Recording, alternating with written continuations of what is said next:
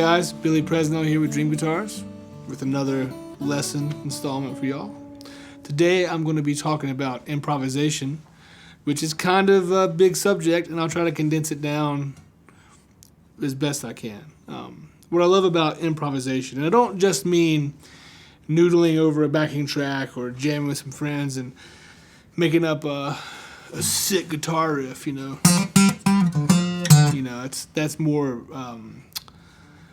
that's more just muscle memory and expressing a scale. I'm talking about composing on the spot, making something up totally on the spot, and kind of culminating all these different elements of music at one time: composition, technique, songwriting, all these things. And then there are ways to go about it that are easy, and you can use things like theory to help you do it.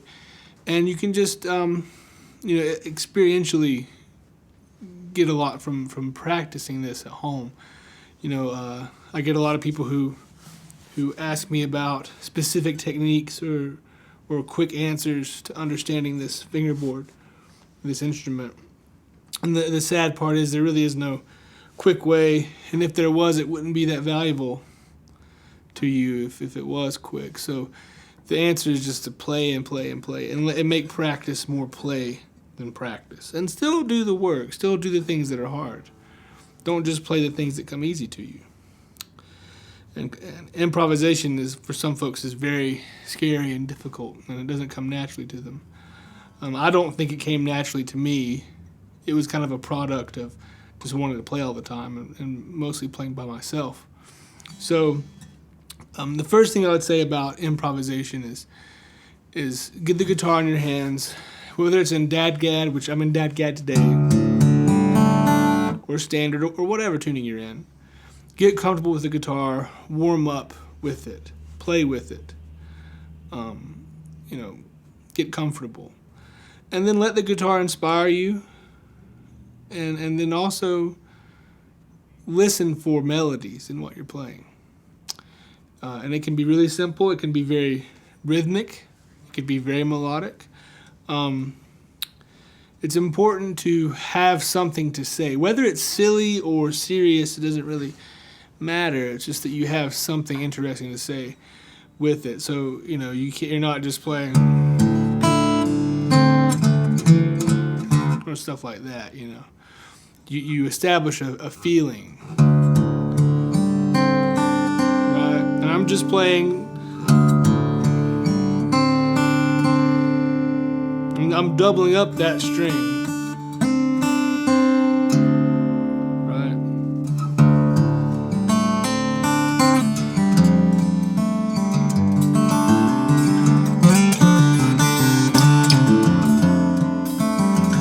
What I'm using there is this half-step trick, which I may have mentioned before in one of my previous videos, but when you're improvising and making something up on the spot, and you're afraid, first of all, if you're afraid of exploring the guitar and making a mistake, you're kind of already doomed to make that mistake.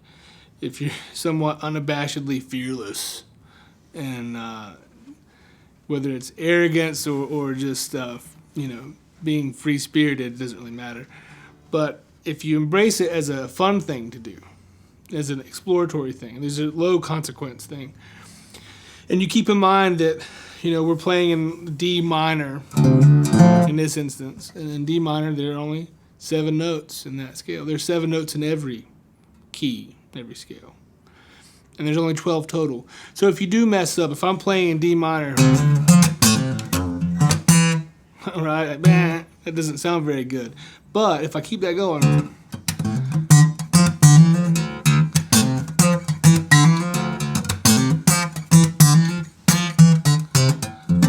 so you hear that now it becomes a part of what I'm doing, because I kept going and I pretended that I meant to do it. And in that instance, I did mean to do it, right? So if you own the mistake and keep moving past it, it doesn't really hold you back. So let that be the way you approach improvising. Now, there's a lot of things going on here. There's chords, there's melodies, there's arpeggios. Lots of technique is involved. But if you start simple and have individual layers, much like in my previous episode with rhythm and melody, where you treat them as separate layers and you stack them simply, it can be a really full sound with not too terribly complicated music going on. Like I can play.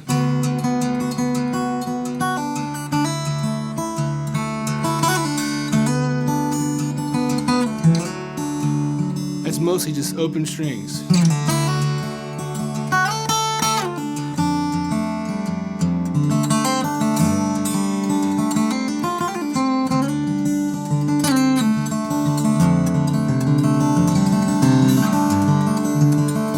And I'm not moving really past the 5th fret there. I changed keys. I did a lot of stuff right there.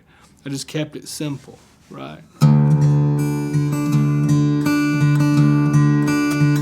Now, I want to ask you, how many notes do you think I'm playing right then? Or pitches, I should say. It's just one. D, D, D. That's it.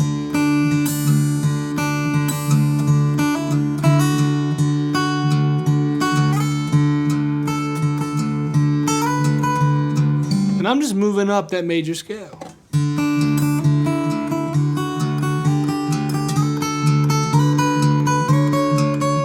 If you want to get used to the consequences of hitting the wrong note, you can just go chromatically, which chromaticism is just every note, right? Do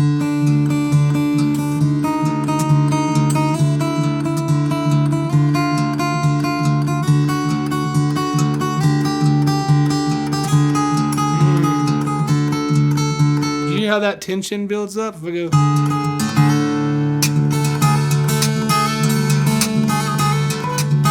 After I do that enough times, you accept it and you want to hear that again.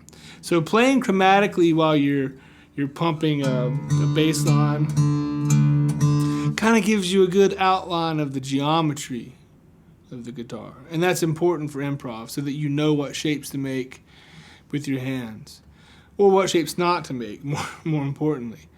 And it gives you not so much a road map, but more of an understanding of the territory.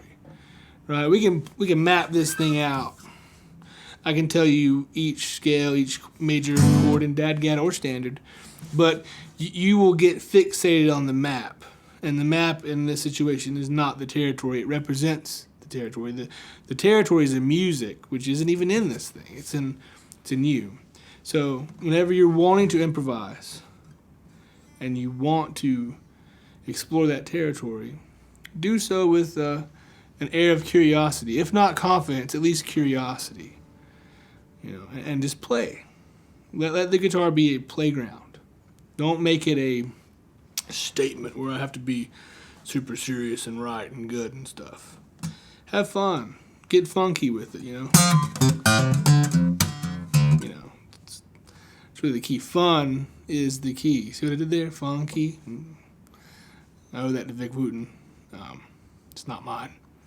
But yeah, so that's kind of my approach to improvisation on the acoustic guitar, the steel string acoustic guitar. So practice. Go home or stay home if you're at home. You're probably at home right now. Just practice, man. Have a good time. Play the guitar.